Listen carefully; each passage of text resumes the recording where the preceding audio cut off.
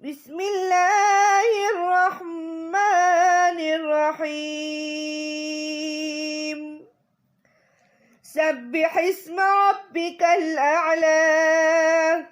الذي خلق فسوى والذي قدر فهدى والذي أخرج المرعى فجعله غثاء نحوا سنقرئك فلا تنسى إلا ما شاء الله إنه يعلم الجهر وما يخفى ونيسرك لليسرى فذكر إن نفعت الذكرى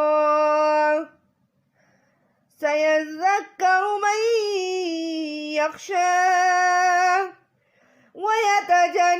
ويتجنبها الأشقى الذي يصلى النار الكبرى ثم لا يموت فيها ولا يحيا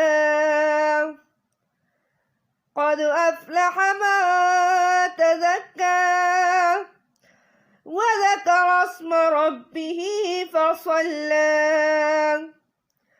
بل تؤثرون الحياة الدنيا والآخرة خير